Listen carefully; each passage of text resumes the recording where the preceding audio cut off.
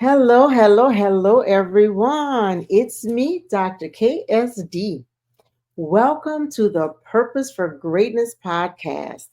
I am your host, Dr. Kim, and we have been discussing surviving the holidays. That's right, because the holidays are upon us, and we know it can be pretty emotional, right? So today's episode is episode number 3, and we will be discussing managing our emotions. This is a really important subject because we know that when the holidays come around, emotions are already kind of revving up. We don't want to get caught up in that emotional roller coaster. And for those of you who are grievers, I really want you to tune in because I definitely have a special message for you. But before we get started, do me a favor. Please click that subscribe button or follow or whatever it is down there that you see. Can you like it?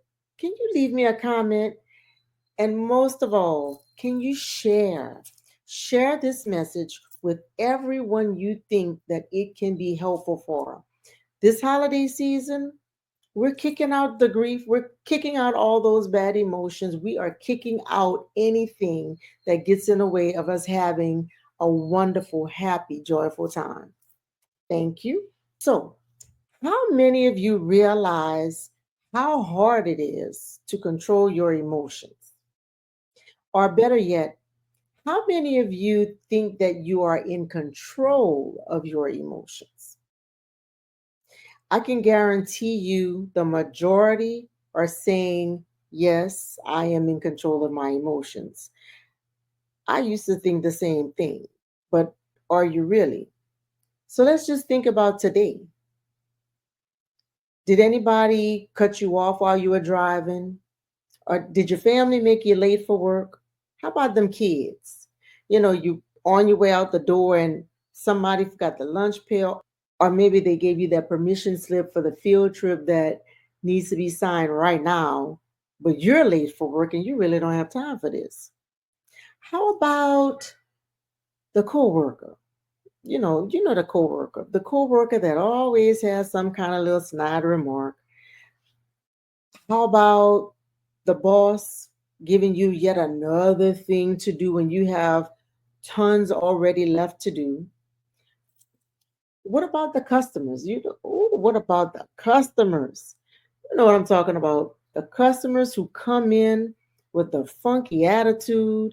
They want you to do this right now because, see, you've been sitting there twiddling your thumbs all day long, just waiting on them to come to give you something to do. You know, there are so many things that we go throughout every day. And every one of those things can elicit these emotions in us that we did not ask for. So think about all those things that happened to you today. Did you get a little road rage from somebody cutting you off? How frustrated did you show your child you were when she gave you that last minute paperwork to sign? How much love, how much love and patience did you show that customer who came in with that paperwork at the last minute, or the customer that came with that? I don't like none of that. So let's start again.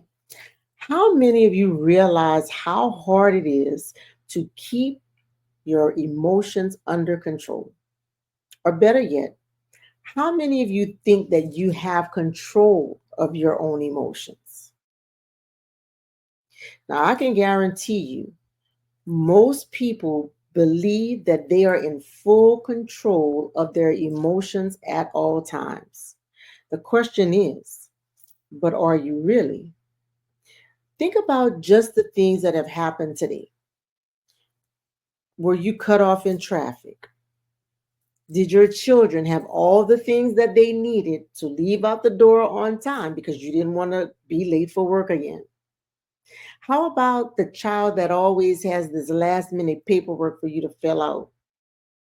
They can't go on the field trip unless you do it right now, but you're late for work and you really don't have time for this. How about the coworker? with the snide remarks, always having something to say, always in your business, or the boss that keeps giving you more and more and more things to do? Or how about you people who are in customer service? How about the one that comes with the nasty attitude all the time? How did you handle these things? Did you preserve your peace, or did you tell them off? Did you get a little bit of road rage? How frustrated did you let your child know that you are not happy about getting this paperwork at the last minute again? How many how many times today did you leave your place of peace? How many times did you let somebody hijack your emotions? And for my grievers, how many times did you encounter someone today that said, well, they are in a better place, or God needed an angel, or, you know, I know you feel bad, but look, if you just pray a little more, or maybe if you spend a little bit more time with God, you'll stop grieving faster. You see, every one of those scenarios, or whatever your situation may have been, very likely caused you to have emotions that were stirred up inside of you.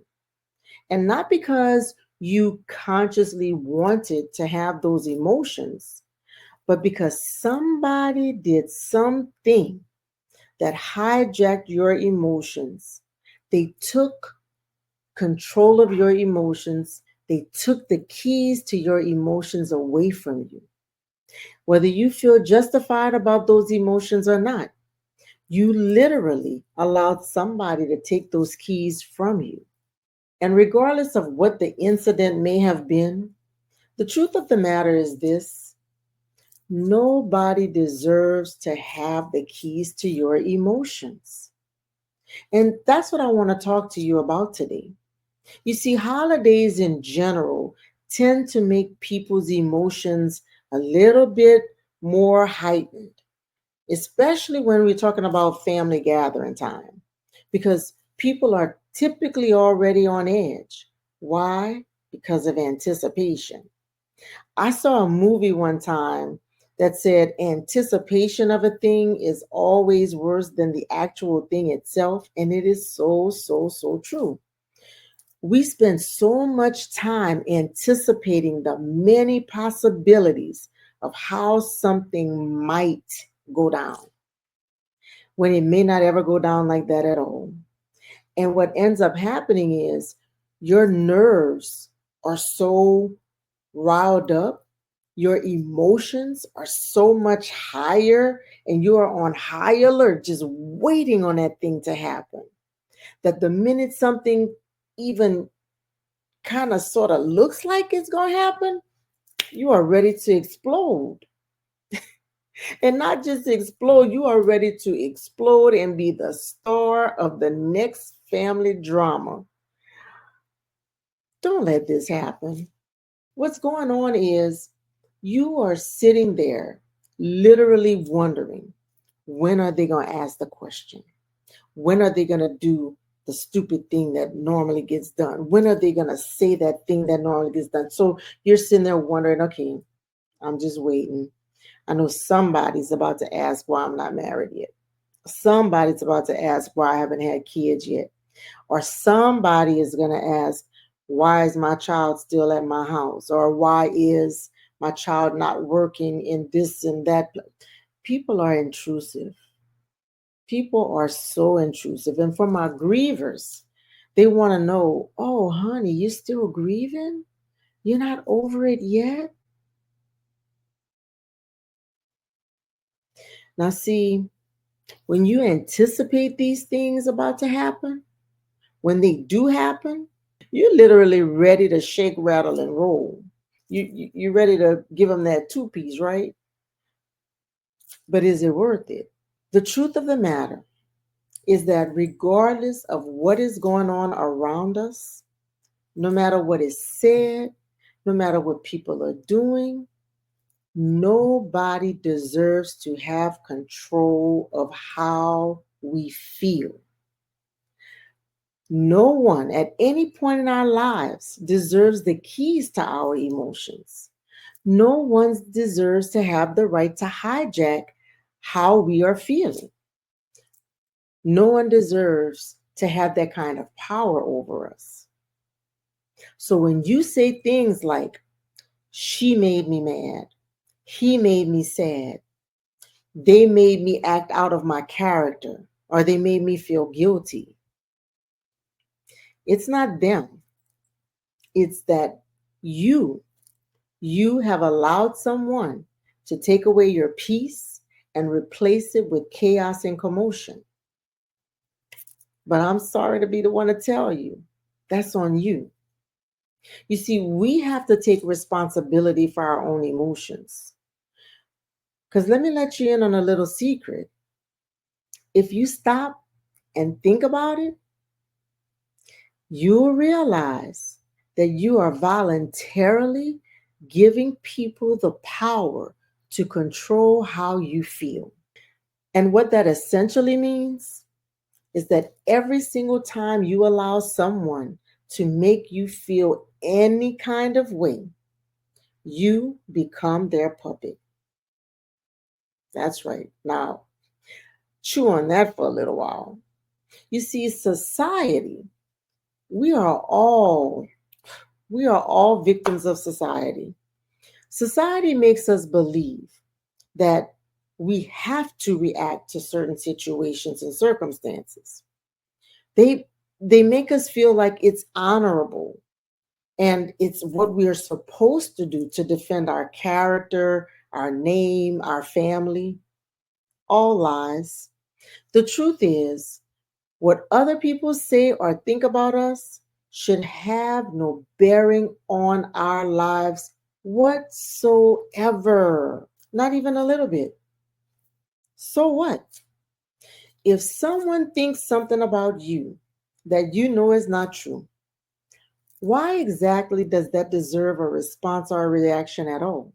If someone doesn't like your clothes, your hair, your vehicle, your career choice, your life choice, your partner, if they don't like what your children are doing, why do you feel the need to defend that?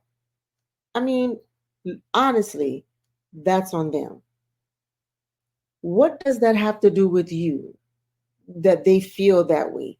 Clearly, you didn't feel that way because you decided to do it the way you decided to do it. So, what they think, it doesn't deserve a response at all. As a matter of fact, when people do that, it says more about them than it says about you in the first place. Because the truth is, everybody, no matter who they are, everybody has made mistakes. We live life in a trial and error type of fashion. We do a few things. If it works, wonderful. If it does not work, well, that ain't good. Let me try doing it another way. If that works, wonderful. If it doesn't work, well, that evidently is not good. Let me do it a different way. We all should live like that, trial and error. Now, I am a fan of listening to what the wise have to say because the wise, they can keep you out of a lot of trouble. But anyway, if someone doesn't like your clothes, your hair, your life choice, your career choice, what your children are doing, if they don't like any decision that you made for your life, stop feeling as though you have to defend your choices. Just because somebody comments on whatever it is you're doing or comments about whatever decisions you've made for your life, it doesn't mean that it needs to be responded to. Matter of fact, let them talk. What does that have to do with your life? Somebody talking about what you have done, even if it is a mistake you made, so what? They can talk about it. It should not have a bearing on your life, though. The truth of the matter is this as well. No matter what decisions I've made from my life, my decisions have no bearing on their lives. So, anyone who would take the time to scrutinize me, they honestly, in my opinion, reveal just how irrelevant their own lives are. I mean, think about it. If somebody is so engrossed with what you're doing, they are excited to talk about your mistakes, the mistakes of your children, all that has not gone right in your life. I mean, sometimes people even go as far as to say, "Oh, I don't like that. Why did you do this? How come that?" I tell this story all the time. I do have a big, beautiful home, but we have no landscaping in front of our home. Why? I'm not getting out there and doing it. I don't want to force my husband to do it because I don't want it to be a hot mess and I have to keep fussing at him to go and pull weeds and make it look nice. So it looks nice just the way it is with the greenery. But people pass all the time, and say, literally, they will say, "When are you going to do landscaping in front of that big, beautiful house?" And I used to get upset about it, but not anymore. Now my answer is, honey, look, if you want to see some landscaping, feel free. By all means, come and put whatever trees you want, flowers you want. But look now, make sure you're going to come and keep it up too. Come and groom every week. Come and pull them weeds up because we are not doing that. Because at the end of the day, what anybody has to say, what they think, that has nothing to do with me. Now, I can choose to take recommendations or I can choose not to. But what I won't do is waste my time nor my energy on what somebody else thinks I should be doing with my time and my money. And anyway, the bigger thing here is that every single time you give the keys to your emotions to somebody else and you let them drive you all over the nation, shoot, all over the world, you are allowing them to decrease your quality of life. So that's another point that we need to make here. Don't let somebody else's pettiness interfere with your good quality of life. Remember before I told you preserve your peace? Please preserve your peace. If you don't preserve your peace, nobody else will. But your peace, that's where that good quality of life comes from. The more you are revved up, the more emotional you are, the more you put your organs at risk of damage. So, from a medical perspective, every single time you allow somebody to get you upset and destroy your peace of mind, you are allowing the neurotransmitters that cause inflammation in your body to increase and increase to levels that can be detrimental to your health. And the more you worry, the more you stress, the more upset you are, the more those neurotransmitters are emitted and the higher they stay for long periods of time. The problem, the longer they are up, the more inflammation that's formed.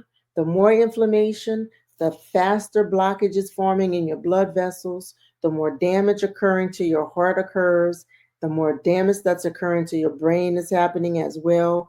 You are talking about early heart attacks, early strokes, even possibly early dementia, not to mention the many different mental health issues that can arise from this. So, my question to you is this: is it worth it?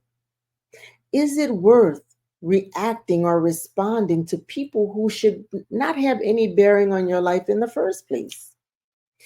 Is it worth it to have the last word? It's really not.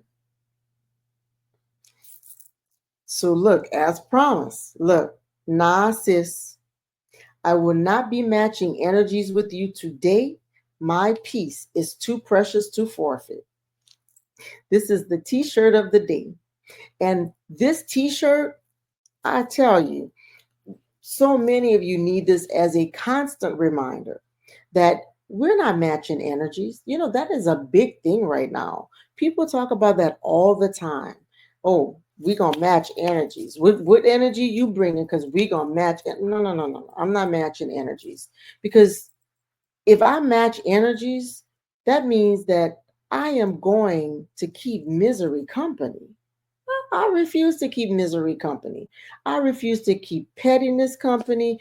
I refuse to keep lack of, less than, lack of self-esteem, lack of confidence. I'm not keeping that company. Because see, when people feel that way, they want to pull you in. Again, don't leave your high place of peace to go play down here with those people who are in a miserable state of being. So anyway, get your shirt, drksd.com or drksdbrands.com. So let's talk about emotions. What are emotions in the first place? So the Britannica Dictionary states that emotions are a complex experience of consciousness, bodily sensation, and behavior that reflects the personal significance of a thing, an event, or a state of affairs. So, emotions are composed of three different things. So, let's talk about the first thing, your consciousness. That just simply means how you perceive an incident. How did you perceive the way somebody spoke to you? How did you perceive the way somebody looked at you? How did you perceive a text message? How did you perceive a spider crawling up your arm, or a dog coming up to you growling, or a snake when you walk out into your garage? How you perceive anything that is happening, that is the first part. That is your consciousness. How you perceive a situation or an event or a thing. So, what is your perception? And for the sake of this podcast, we're going to use the example of the spider crawling up the leg because, of course, that'll get people's attention quickly. So, second thing is bodily sensations. So, second, bodily sensations. The bodily sensations are in response to what you have perceived from the situation. So, in the case of the spider crawling up the leg, you perceive the spider, you perceive it as a threat, you perceive it as something that scares the daylights out of you if you're me. And so, inside, you have neurotransmitters that are being emitted into your system. And those neurotransmitters are going to cause different physical changes in your body. It's going to make your heart rate increase. It'll make your blood vessels get bigger. And the blood vessels get bigger so that as that heart rate is increasing, the heart is pumping faster. The blood, not only is it going faster through the blood vessels, but more blood is going because the blood vessel has been enlarged. And the reason for that is so that this blood can get to your organs quicker in a shorter period of time. Other things that might happen, your body temperature may come up, your blood flow will be faster, of course, but blood flow to the skin. You might perceive that the skin is more red, especially here. You'll see that the cheeks get really, really red. You start sweating. And for some people, you get the queasy stomach. And for many, you feel like the hair on the back of your neck start to stand up. All of those are physical responses to what you have perceived as a threat or something that made you upset. All of those things, those bodily sensations, are all part of what we call the autonomous nervous system or the fight or flight system, the sympathetic nervous system. And why? Because it gets us ready for the next part, which is the behavior that is elicited as a result of what is perceived and the bodily sensations that happen.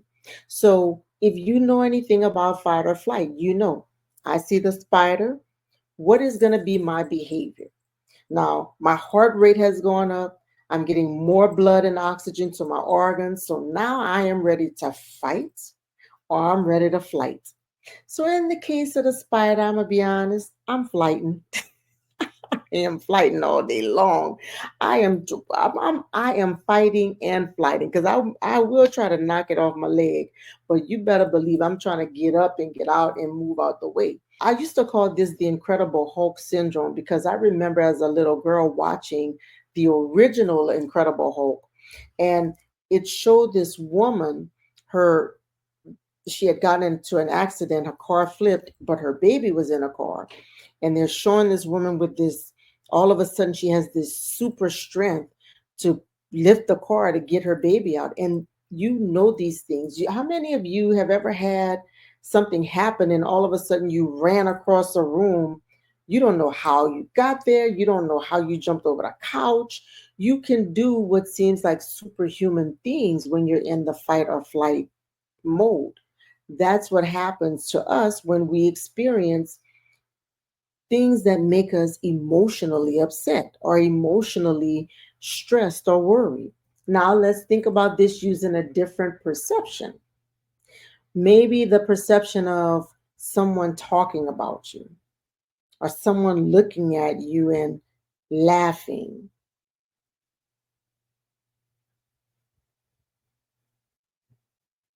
Someone saying something that's degrading or berating or ridiculing or judging. The same syndrome happens no matter what the perception is. Now, what does change is based on the perception that determines the intensity of the reaction.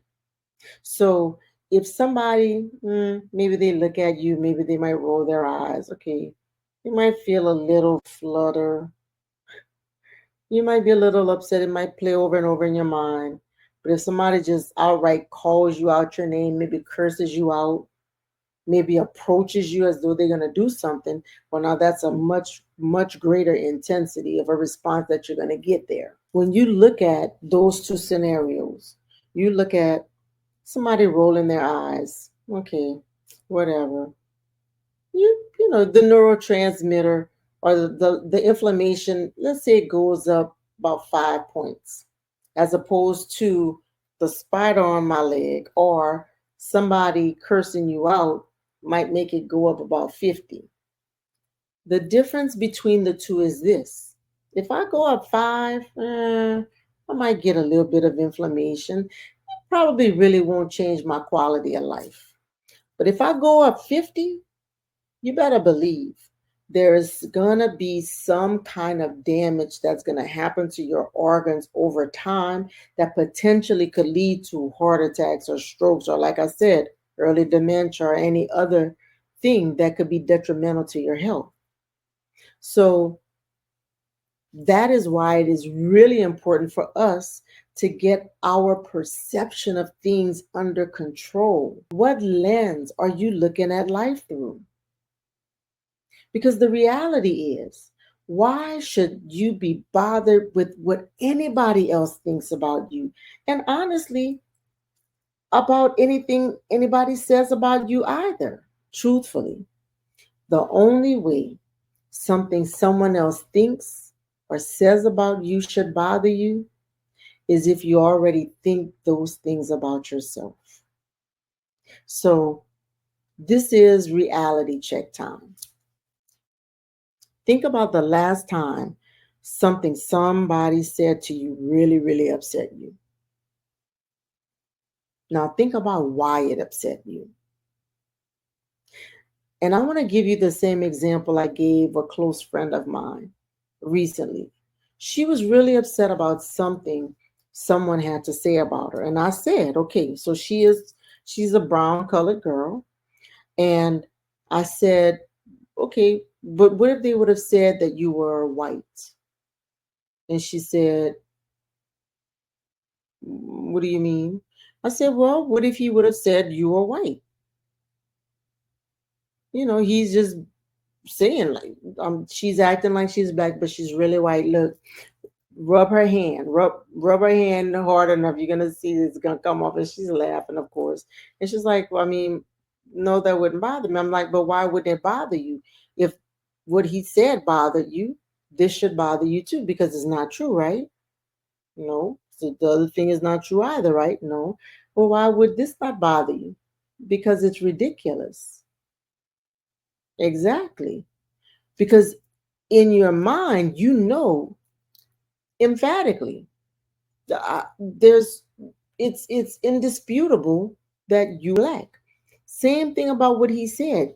It should be indisputable that you are not the things that he said you are. And I would tell you all the same thing. Doesn't matter what anybody has to say about you. So what? Let them talk. Give them something to do because it makes them feel better about themselves. Oh, let them have it. By all means, give them some relevance. But don't let it affect your own life.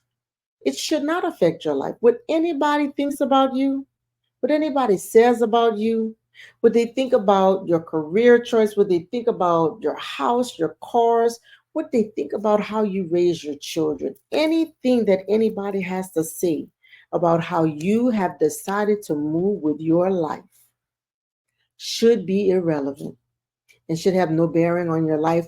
And it definitely should not cause you to have those emotions stirred up that you are not asking to be stirred up, but stirred up enough that you just handing over the keys to your emotions to those people and letting them drive you all over the nation when they want, how they want. No, you deserve better than that. You deserve better than that for yourself. Now, for my grievers, I'm going to be straight up. You have a right to feel how you feel. Emotions for grievers are a little bit different because it's that lasting grief, that emotion that just does not want to let you go, that leads you to feel so grieved. That's the problem. But you feel worse when you approach people who say the most inconsiderate and hurtful things. And I want to say this: people don't realize they're saying hurtful things. They're not trying to be hurtful. But what we do need to do is educate people more on what things are and are not appropriate to tell people who are grieving. That's the bottom line. So, for people who are grieving, you have a right to feel how you feel. Don't hide. When you hide your emotions, you just make yourself feel worse. You are not a problem. Your emotional state is not a problem.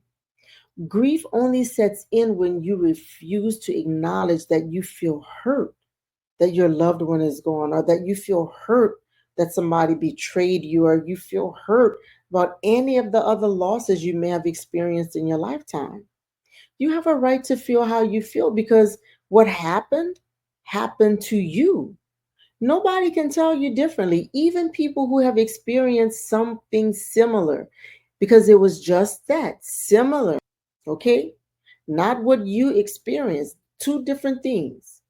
So own your grief. If anybody feels emboldened to come up and say, "Oh, it's been a long time. You ought to be over this, or you got to learn to move on," or you need to respectfully be able to say, "I'm sorry. This is my journey. You don't get to tell me how I feel. This is my loved one. You don't get to tell me how long I should take to grieve." Those are acceptable, respectable things to say. So don't allow anybody to make you hide in a corner. And definitely don't let them keep you from going and hanging out with family, because you deserve to be with your family and you need that love. The devil only wants to get us alone. He wants us in a corner by ourselves. But Ecclesiastes chapter 4, verse 9 tells us that two is better than one. Don't let the devil keep you in that house by yourself grieving where he can tell you lies. Don't do it. But don't let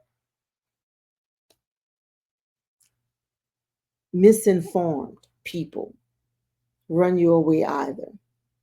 They just need to understand that you have a right to feel how you feel. Own your grief. All right, so to help to help us all get through the holidays while maintaining the reins on our emotions, I want to share my top recommendations for how you maintain that control so that you don't give up the reins. So, number one, expect to have a good time and stop yourself from expecting the worst. We do it so much. How many of you play those movies like I do over and over in your mind about how stuff is going to go? Yeah, and if she says this, then I'm going to say that. And if she says that, then I'm going to say this. You realize how much time and energy we expend for naught? Don't do it to yourself. Plan to have a good time. Take things as they come. If something comes up, deal with it at that time. But expect that nothing is going to happen. Expect the best. Remember, anticipation of a thing is always worse than the thing itself. How many times have you anticipated 10,000 things happening and not a single one did? So expect to have a good time. Number two, remember that you don't owe anyone an explanation, and it is okay for you to say, I'd rather not discuss it. The decisions that you have made for your life are your own. You don't owe anyone an explanation about why you did what you did. Now, if you want to explain, by all means, but don't feel obligated. You can, again, with full respect, say, that's how I wanted to do it. You don't owe anything more to anybody. People are very intrusive, especially in this day and age. That does not mean you don't have the right to stop them in their tracks. When people cross that border, because remember, we want healthy boundaries. When they cross the border and they get into your safe space, it's okay to say, I'm sorry, can you back up a little bit? Yeah, you're in my lane. You're not allowed in this lane, not today. And you should be okay with that. Number three, remember that people can only give you what they have. The Bible says that out of the mouth flow matters of the heart. If somebody has a heart that is filled with grief and sadness and misery, you can't really expect for them to give you joy, happiness, and peace. People can only give you what they have inside. Now, that being said, don't keep misery company, because I can help you if you want me to help you. But we're not staying in this grief space, and I'm not visiting. You're going to have to come up here and meet me. You're going to have to get yourself a little bit of joy, a little bit of peace, a little bit of happiness. But no, I'm not leaving my place of peace to come down here. You see, people sometimes like to be in that state because they are afraid to get out. Sometimes they don't know how to get out. But for my grievers, sometimes it feels wrong to get out. Sometimes you feel guilty about letting go of the grief. But I just want to let you know it's okay to let go of the grief. I will tell you, I think I explained this last time. We have sadness, we have depression, and we have grief. We can be sad. We don't want to be grieved. Grief will rob you of your whole life, but not just of your life. It'll rob you of all the relationships you still have here. Don't let grief win, but don't let misery pull you in it to make you keep it company. You deserve better than that. So if you are grieving, it's okay. It's okay to be sad. It's okay to cry. But you need to get those nasty emotions out of your system. Express yourself so that you can feel lighter and so that you can enjoy making new memories with the people who are still here that you love. Number four, be okay with the decisions you've made for your life. Many times when we make decisions, especially when it doesn't work out the way we wanted it to work out, we have a tendency to be embarrassed. We don't want to face people. We're ashamed. But this is the thing. Do you realize everybody makes mistakes? Do you realize everybody has skeletons in their closet? And do you realize the only people who are going to bring up your mistakes are the people who must have such horrible mistakes of their own that they're just trying to get the spotlight off of them? They feel better by making you feel bad. I want everybody to please adopt this mindset. I call it the and so mindset. So somebody wants to bring up your past losses, your past failures, your past embarrassments. You know what you need to say? And so, because no matter what, no matter how well somebody appears to be living, everybody has mistakes, everybody has embarrassments, and everybody has skeletons. Do not let anybody fool you into believing that they don't. The only thing the devil can ever hold over your head are the things that you refuse to acknowledge. Own it. So what?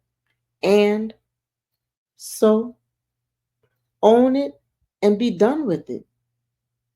Most of the time, when you do that, you put those same people to shame because they meant it to embarrass you. But if you're not embarrassed, what do they have?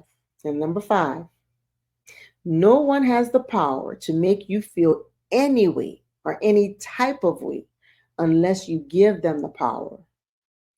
Stop giving people the keys to your emotions.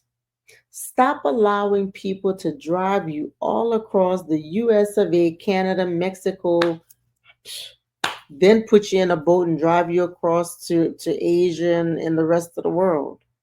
Stop doing that. You do not have to react nor respond to everything that comes at you. Sometimes you just need to give yourself a pat on the back and congratulate yourself. Because guess what? If people are talking about you, if people are commenting on your life and what you're doing, do you realize how relevant you must be? Do you realize how interesting your life must be to them? Do you realize that you are probably one of their main purposes for living? Honestly, I'm not even kidding, because this is what they live for. They live to see what you're doing. They live to see how you're moving. And they live to comment on it, to see if they can knock you off of that pedestal. Now, you don't realize you're on a pedestal. You didn't put yourself on a pedestal, but they put you on a pedestal. That's not your problem. That's theirs. Live your life to the best of your ability. Enjoy your life to the fullest. Don't get caught up with people's issues. I like to say, don't let their issues be your problem. Live.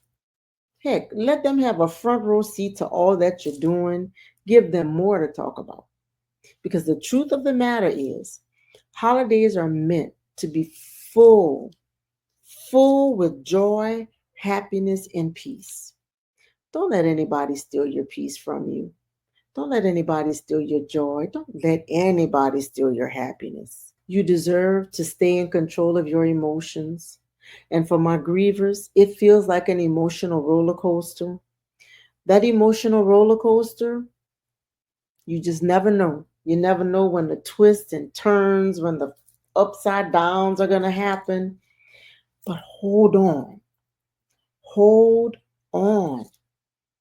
Because you can survive the roller coaster ride as long as you don't give up. Remember, weeping may endure for a night, but joy cometh in the morning. Joy cometh with you expressing those emotions and getting those nasty feelings out of your system. Because the truth is, you have a right to feel exactly how you feel. This is your loss. Nobody can tell you anything at all about your loss. But what you don't want to happen, you don't want to let the devil trick you into continuing to grieve because you feel like you're obligated to do so, because if you don't, It's like you're forgetting about your loved one because you feel guilty.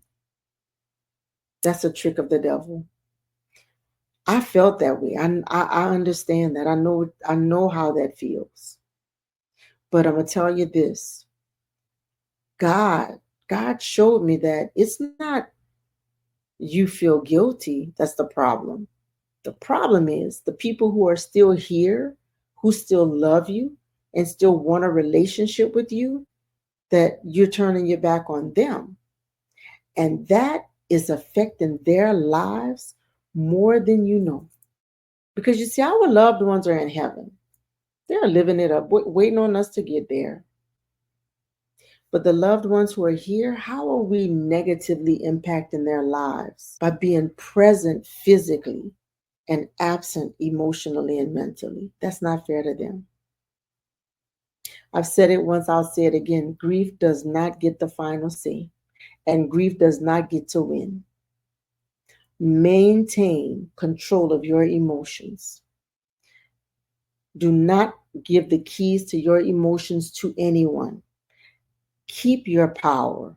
Never give it away. And if you've already given it away, snatch them keys back so you can live your life with purpose, on purpose, like you deserve. All right, everybody, that concludes episode number 3. Thank you for hanging in there with me. If you have heard anything that has been valuable to you, something that you think can be valuable to somebody else, please don't forget, click the like button, comment, leave me a comment, please. And by all means, share on your Facebook page, your TikTok page, your Instagram page, or LinkedIn page, your Twitter page, wherever you have a platform, share it. And I give you my greatest appreciation. Don't forget, nah sis. And I don't have just nah sis. There's nah sis, nah bruh, and nah fam. And all the rest of them say, I will not be matching energies. Today, my piece is too precious to forfeit. Great holiday gift. Great holiday gift for your loved ones and for the people that you need to have a constant reminder on them. Don't give your peace away. Do not give the keys to your emotions away. All right. So next episode is going to be hot because it's going to be me and my hubby. 2 is better than 1. So don't forget to stay tuned.